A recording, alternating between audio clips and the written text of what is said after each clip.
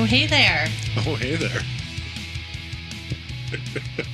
We've been talking for like I mean, good solid couple of minutes before this. I can leave it in, but I probably won't because that would be dumb. We're just talking about the doors. We're the history buffoons. Yeah, that's right. I am. You are. We are. I'm Bradley. I'm Kate. Are you? Yeah. Okay. This is the origin of weird. This is the origin of weird. And we belong here.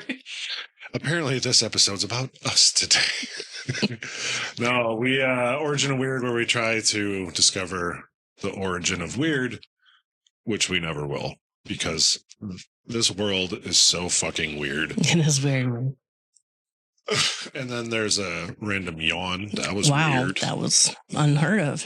Nah, have you met yourself? Let's get into the origin of weird. When you hear the word kamikaze, what do you think of? The cocktail? Is it a cocktail? Yeah, and clearly it's not what I think of, but I just went that route because it would confuse you. Right. What do you know what it is? I honestly don't know what's all in a kamikaze. Well, shit, now I gotta look it up. That random noise was Kate's power adapter falling onto the floor. You've never heard of a kamikaze drink? I don't recall.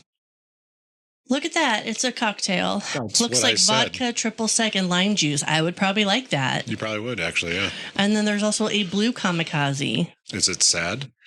Made with blue curacao for the triple sec. Oh, that's how you say that word? Curacao? Yeah. Yeah. You're welcome. So what do you actually think of when you hear the word kamikaze? Japanese fighter pilots? Right. Exactly. So most of us will picture World War II. Japanese pilots. I'm just picturing their silver plane with the dots. Yeah. Yeah. What do they call those? Zeros. Yes. Yeah, zeros. I think those zeros. That was the American name for them because they had the dot looked like a zero. Yes, but really it was their flag. I don't know the whole story behind this, so I'm probably wrong, but I feel like they stopped using it after World War II, which I guess I can understand why. Yeah. But Japan's old flag was so much cooler than just the dot. But anyways. So these were suicide missions. Correct. In Japanese pilots. Yes. And it's one of those historical terms that feels like it belongs to this moment in time, World War II. But it doesn't. But it has a history before that. Correct. Did you know that? I don't know the history. I know it's been around before World War II, though. Yeah. So, yeah. So we're talking 700 years earlier than World War II. So just a couple years. Yeah. Couple years? Yeah. Shit. I mean, that's a long time ago. So we're talking the 1200s? 1200s. Damn. Yeah. Look at me, math. I know. You're good at it. So 1241? Earlier than that. 1203? So the islands of Japan found themselves staring across the sea, because they're an island, at an empire that had spent decades conquering kingdoms and expanding across Asia. China? By the second half of the 13th century, yeah, the Mongol Empire, the good old Mongols, had become the largest contiguous land empire the world has ever seen. And I had to highlight contiguous so I didn't actually say continuous. You're still going to fuck it up at some point if you have to say it again. I don't have to say it again. Oh, thank goodness. So it stretched from the shores of the Pacific Ocean deep into Eastern Europe. Okay. And it swallowed kingdoms and cities and entire civilizations as it expanded. Sure did. Entire cities had been destroyed against resisting Mongol rule, while others had surrendered without a fight, simply because they already knew what was going to happen to their people before. Because weren't their armies just like fucking huge? Yes. So, I mean, you think about them marching up on this town, it's like, you can have us. Right. We'll join you. Yeah, exactly. We're only 1,000, Yeah, we don't want to get completely obliterated. Yeah. And obviously some were just like, fuck that, this is our land. We'll fight. Even if we died fighting for our own land or whatever, blah, blah, blah. But I could only imagine, like, I don't remember I forgot his name. Basically the guy that started Albania back in whatever fucking year that was. Saw a video on this, and he faced off against an army of 100,000 people and won, which is wild. But anyways, I wouldn't want to stare down that big of a force. Yeah, Mongol Empire. Yeah. And that empire was ruled by Genghis Khan. So I've heard his name be pronounced Genghis. Oh. I don't know which one's right. I guess I've heard that as well. I've always, and I probably even just pronounced that wrong, but I've always known him as Genghis Khan. Yeah. That's what I'm going to call him. Yeah, we're American. So he had the ability to unite rival tribes and transform them into a disciplined fighting force that permanently changed the course of history. Yep. After his death in 1227, the empire didn't break apart. Instead, it continued growing under his descendants. Yeah, he had a lot, didn't he? If I'm not mistaken. So each adding new territory until the Mongols controlled lands that stretched farther than anyone thought possible. Sure. One of the descendants was Genghis Khan's grandson, Kublai Khan. Kublai Khan. Yeah, Kublai Khan. Yeah. I've heard of that. I don't remember what I've heard that from, though. I know it's in a song, too, but... So by the time he became the Great Khan, he also had conquered China and established the Yuan dynasty, giving him access to immense wealth and experienced administrators, engineers, and some of the finest shipbuilders in the world. Okay. He ruled an empire capable of building cities, maintaining massive supply networks, and constructing fleets large enough to carry entire armies across the sea. From Kublai Khan's perspective, there was one obvious piece of unfinished business. Which is? Japan. Was it? I heard something once, too, and I don't even know if, we call it Japan, but I hear, in Japan, they don't call it Japan. Is that right? Yeah, it's just like Germany versus Deutschland. Yeah. Yeah, because Germany calls it Deutschland. We call it Germany. Right. Yeah. Wild that. Wild that. Well, let me finish my sentence. Okay. That was the end. Now it is. Continue. It's wild that we name them, and that's what everyone goes off of, or at least that's what we think because we're here. Yeah. I don't know. I mean, I know of Germany is called Deutschland. Yeah. But it's it's just strange that we gave them their fucking country's name, more or less. Yeah. Why don't we call it Deutschland? Because they call it Deutschland, Because that's what it is. So it's, that's just strange. It's different, yeah. So for centuries, Japan's greatest defense had been its geography, where they were at, right? Right. Well, they're an island. Yeah. So invading an island nation was an entirely different challenge than conquering territory connected by land. And the stretch of water separating Japan from the Asian mainland had discouraged more than one would-be conqueror. Right. So with Korea under Mongol control and China now part of Kublai Khan's empire, he had both the shipyards and the manpower needed to make an invasion seem possible. Wow. So launching a massive military campaign would be expensive, and Kublai Khan preferred giving Japan an opportunity to surrender before committing the resources necessary for the invasion. So did he send emissaries to be like, hey, yes, we're going to attack you, but hey, you just want to surrender first? Yeah, why don't you just give up? Yeah, that's exactly what it did. All right. Beginning in 1266, he sent a series of diplomatic envoys carrying letters to the Japanese court. The messages were fairly respectful enough. They spoke of peaceful relations and mutual prosperity, but beneath the polite language is a little something else. Well, I mean, he wants to take you over. Yeah. Japan was to recognize Kublai Khan's authority and begin paying tribute to the Mongol Empire. Surrender. So he was saying surrender peacefully now or deal with the consequences later. Right. The Japanese court never gave him an answer. Well, of course not. Did they kill the emissaries? No. Oh, Additional envoys arrived over the following years, each carrying essentially the same message. Each time they returned home without an answer, without an agreement. Historians still debate why Japan refused to respond. Some believe that the court deliberately ignored the Mongols to avoid legitimizing their demands. Sure. Others argue that there was uncertainty about how best to handle a foreign power, unlike anything Japan had encountered before. Right. But whatever reasoning, if Japan wasn't willing to join his empire voluntarily, it would become a part of it by force. Sure. So across Japan, the news of the growing tension spread quickly. The country's military government, known as the Kamakura Shogunate, All right. understood exactly what they were dealing with. And I have to cough real quick. Excuse me. You're excused. They had watched kingdom after kingdom fall to the Mongols, and they knew this wasn't an enemy that usually gave people a second chance. And it sounded like they had several years of chances. Well, I mean, it wasn't like we didn't hear anything for this last week. Let's attack. Right. Yeah, this is literally years. Years in the making, yeah. But also things moved a lot slower back then because of travel and absolutely everything. right. And plus, it gave them time to build ships and shit. Yes, they did. So if the invasion came, Japan would be fighting the most successful military empire on Earth. So warriors began preparing for a conflict unlike anything Japan had experienced before. Coastal defenses were strengthened where they could be.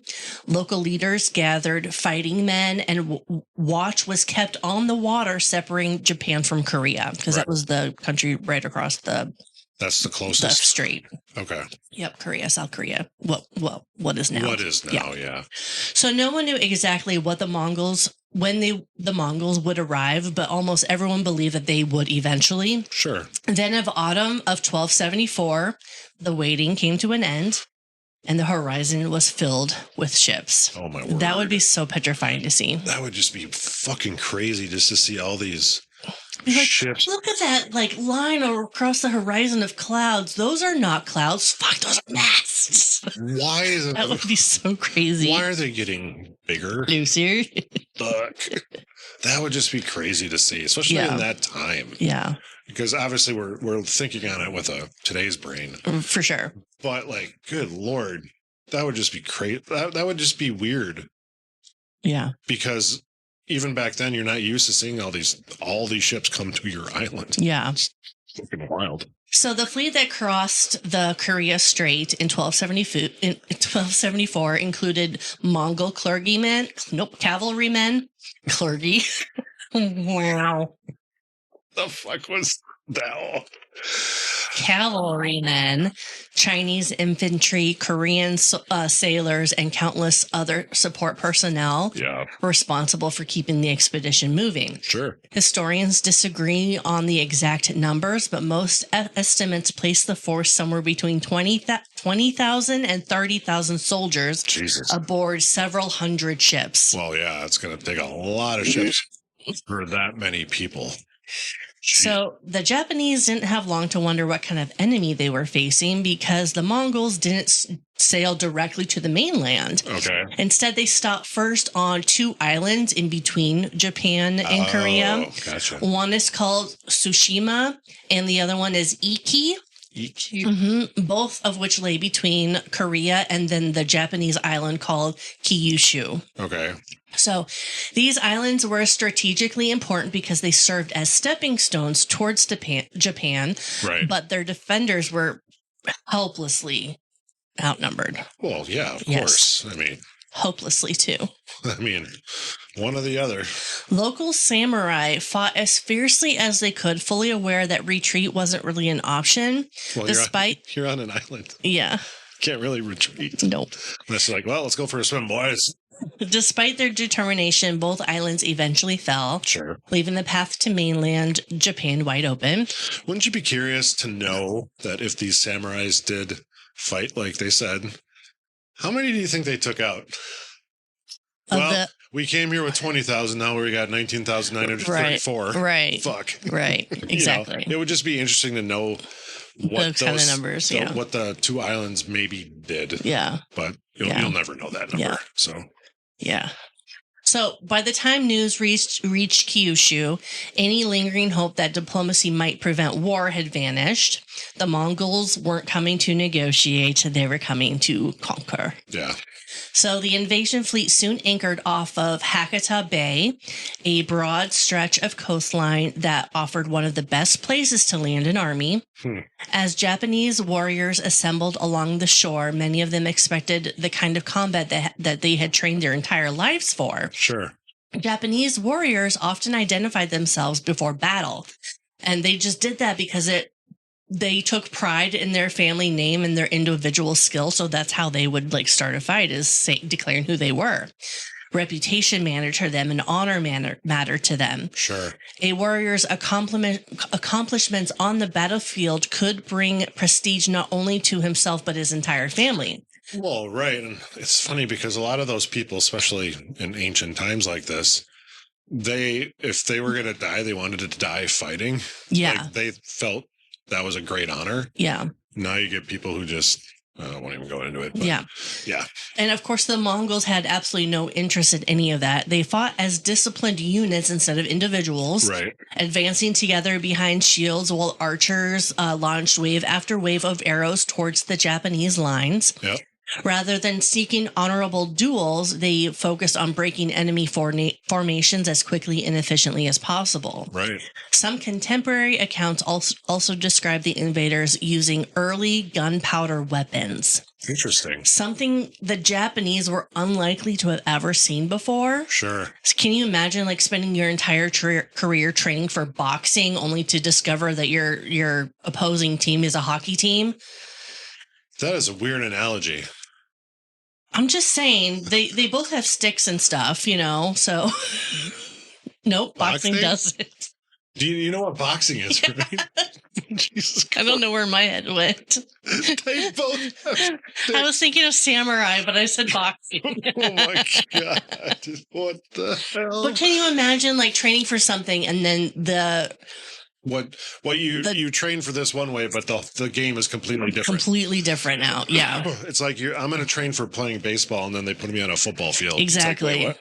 Exactly. So, yeah. No. And you don't know the rules, or what utensils you use to play the game. I knew what you meant, but when you said stick, I had to laugh because boxers don't use a stick. They don't use stick. Anywho, that's a wiggle. So, even so, the samurai tried to adapt as best they could. Once they managed to close the distance, many proved more than capable of holding their own on hand-to-hand combat. Sure. Japanese swords, spears, and bows were every bit as deadly as they had always been. Yep. The fighting lasted throughout the day, with neither side managing to gain a decisive advantage that they obviously both desperately wanted. Sure. Then something happens that historians still discuss.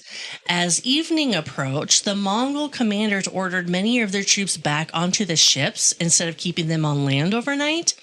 There were theories about why they made that decision.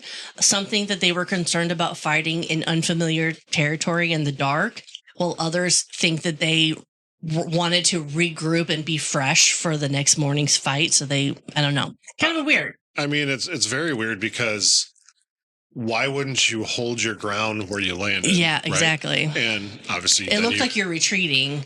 Kind of. Yeah. But then, when you're on land, set up fucking guards and shit to protect the rest of your troops and whatever. Right. And I don't know. It's odd. If that's what they did, is really weird that they would do that. Anyways. So a storm swept across Hakata Bay, turning the water and damaging enough ships to complicate the invasion. Oh. It reminded the Mongol commanders that fighting on an island nation brought challenges that they couldn't control. Sure. And combined with stubborn Japanese resistance, of course, the worsening conditions convinced them to withdraw and return to the mainland. Oh. Japan had survived. That's wild. So that invasion convinced both sides that another confrontation was inevitable. Right. The Japanese had learned just how dangerous the Mongol army really was, while Kublai Khan had learned that conquering Japan would require far more men and ships and better preparation. Sure. So this first invasion was the dress rehearsal. Dress rehearsal. Well, let's get to the main show. The years after the first invasion, Japan hadn't defeated the Mongol Empire, but it survived, right? So everyone understood that Kublai Khan still possessed the largest empire in the world, and no one seriously believed that he would simply forget about Japan. Of course not. So how much longer till the next invasion? The Kamakura Shogunate, which is the Japanese court, decided that if another fleet appeared on the horizon, it wouldn't find the same coastline as they had in 1274. Okay. Workers were ordered to build a defensive stone wall along much of Hakata Bay, and the very place where the Mongols had tried to invade the first time. Sure. Stretching for miles, the wall wasn't intended to keep out an army, but it would force the invading soldiers to have to climb over an obstacle while under attack. So, and that would buy precious time for the samurai while waiting on the other side. Sure, and obviously it's going to slow the army down. Yeah, so it's meant to slow them down. Yeah, that's going to obviously fucking be a big deterrent. Samurai remained on alert. Local leaders strengthened coastal defenses, and watchmen scanned the seas for any signs of the ships. I'm sure the waiting itself was exhausting, not knowing when it was going to come. That would suck. Mm-hmm. Across the sea, Kublai Khan was making sure that eventually the answer would be yes. Shipyards in Korea and China worked tirelessly to construct new vessels, while soldiers were gathered from every corner of the empire. Mm-hmm. Historians still debate the exact size of this new invasion force, but apparently it dwarfed the first fleet. Oh, really? Yeah. Like by a lot? By a lot. Oh, yeah. Yeah. Thousands of ships instead of 100. Oh, dear. And well over 100,000 men. That's crazy. Were going to take part in this campaign, making it one of the largest invasions ever attempted before the modern era. Sure.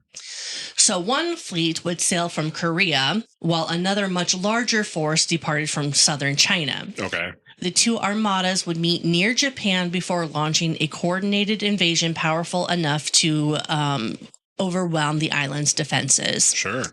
However, their southern fleet wasn't ready when expected, forcing the Korean fleet to move ahead without the reinforcements. Oh, dear. Instead of arriving as one unstoppable wave, the invasion unfolded in stages, giving the Japanese time to concentrate their defenses. Okay.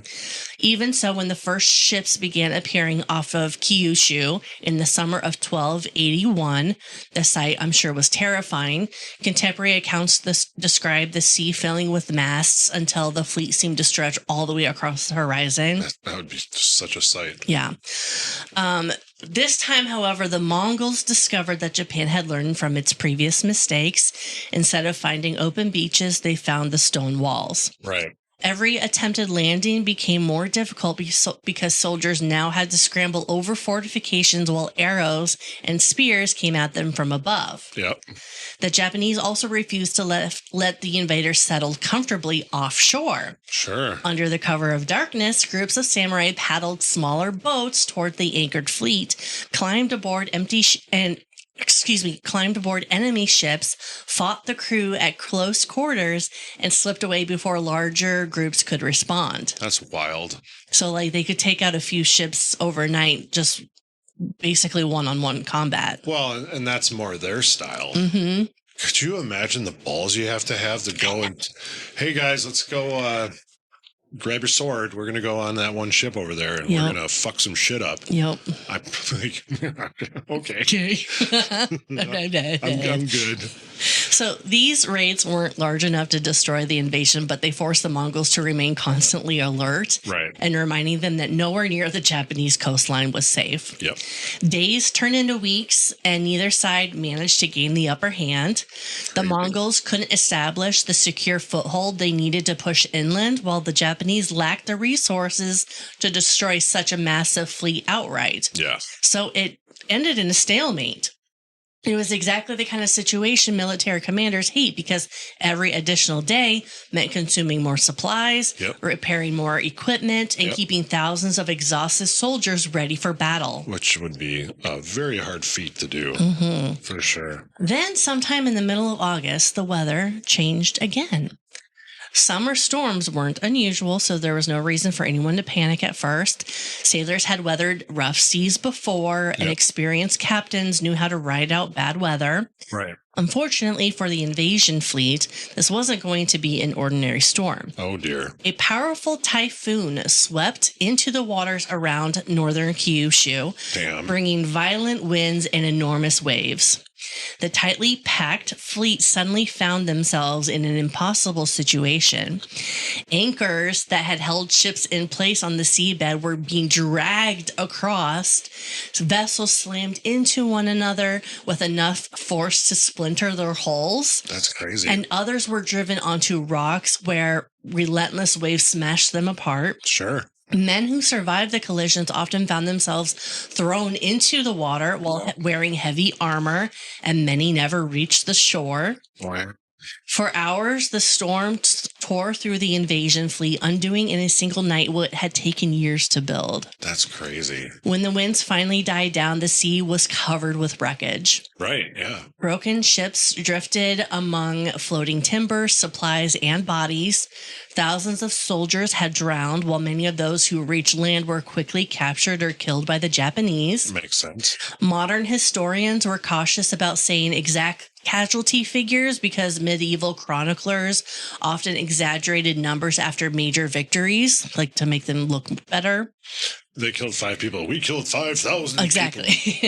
Some contemporary accounts claim that more than 100,000 invaders died, while other estimates are considerably lower. Sure. Whatever the number, there is no disagreement about the outcome. The invasion had collapsed, and Kublai Khan's dream of conquering Japan had gone down with it. Yeah. For many people in Japan, the conclusion was really obvious. They had spent years preparing for this invasion, fought to keep the Mongols from gaining a foothold, and then watched a powerful typhoon destroy the invasion fleet.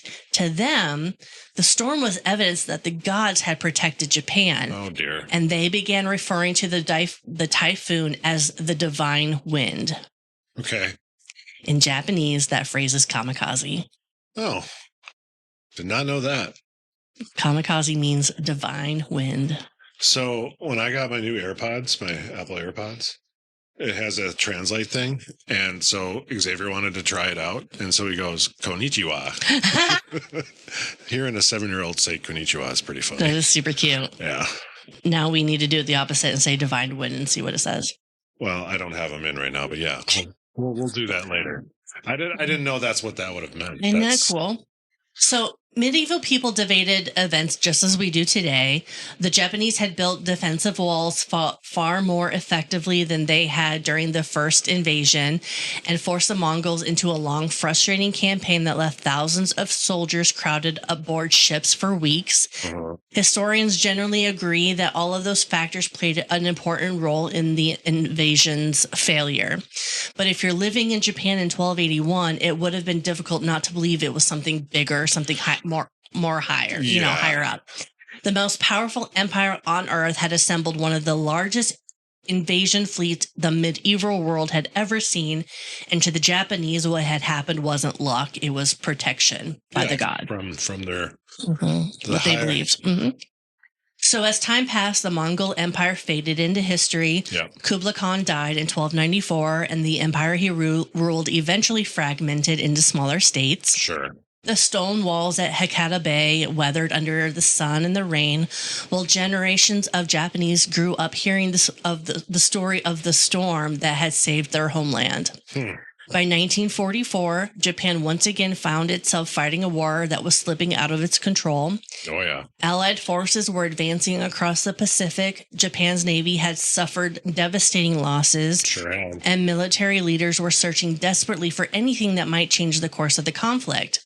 It was during that period that they reached back into their own history and revived a word every Japanese school child already knew. Yeah. They called their new suicide attack units Kamikaze. The name was chosen because military leaders hoped that those young men would become a modern version of the divine wind that had protected Japan from a foreign invasion. That's kind of a dick move. Nearly 700 years later, nature had destroyed an invading fleet. Earlier had destroyed an invading fleet. Now their government hoped human beings would accomplish the same thing. Yeah. The kamikaze attacks of World War II became one of the most recognizable and tragic tactics of the conflict. Yeah. Permanently changing the way the world understood that word. Today, if someone says kamikaze, most people think of airplanes rather than typhoons, and World War II instead of medieval Japan. Of course. Few natural disasters have changed the course of history so dramatically, and even fewer have given the world a word that would be recognized nearly 700 years later. Yeah, that's crazy. That is weird. I never knew it. I mean, obviously, I'm not Japanese, so I don't know the language. I can barely speak English, but I didn't know it stood for that or why it would have even been that way, but that's crazy. I really like that story. Yeah. Yeah, that was interesting. Poor Khans couldn't get their island. We just wanted to build a resort, man. Yeah, right. No, they just wanted to conquer the world. Yeah, they did. Those Khans, I tell you. Well, I suppose. All right, buffoons. That's it for today's episode. Buckle up because we've got another historical adventure waiting for you next time. Feeling hungry for more buffoonery? Or maybe you have a burning question or a wild historical theory for us to explore? Hit us up on social media. We're History Buffoons Podcast on YouTube, X, Instagram, and Facebook. You can also email us at historybuffoonspodcast@gmail.com. We are Bradley and Kate. Music by Corey Akers. Follow us wherever you get your podcasts and turn those notifications on to stay in the loop. Until next time, stay curious and don't forget to rate and review us. Remember, the buffoonery never stops.